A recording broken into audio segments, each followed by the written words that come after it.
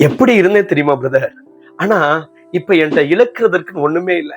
என் சொத்துக்களை இழந்துட்டேன், என் வீட்டை இழந்தேன், என் நிலங்களை இழந்தேன், என் வாகனங்களை இழந்தேன். இதை நினைச்சு நினைச்சு என் குடும்பத்துல சமாதானம் போயிருச்சு பிரதர்.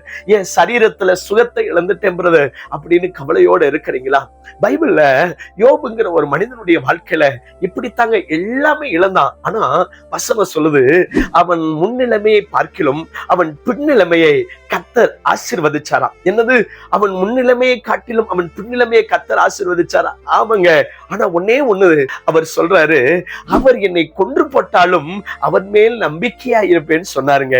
ஆமா, கர்த்தர் மேல அவ்வளவு நம்பிக்கை வச்சிருந்தார். ஒருவேளை நீங்க எல்லாவற்றையும் இழந்தீங்க, நம்பிக்கை இழந்துட்டீங்களா? இல்ல, நம்பிக்கை உங்க வாழ்க்கையில இருக்குதுல்ல, அது போதும். நிச்சயமா ஆமா, நீங்க முன்னாடி இருந்ததை விட உங்க பின் நிலைமைய கர்த்தர் ஆசீர்வதிப்பார். சோர்ந்து போகாதீங்க, நம்பிக்கையோட முன்னேறி செல்லுங்க. கர்த்தர் உங்களுக்கு துணையாவே இருந்து வரப்போகிற நாட்களில நீங்க இழந்தவைகளை இரட்டத்தனையாய் பெற்றுக்கொள்ளத்தக்கதாக ஆண்டவர் உங்களுக்கு அருள் செய்வார். உங்களுக்காக ஜெபிக்கட்டா?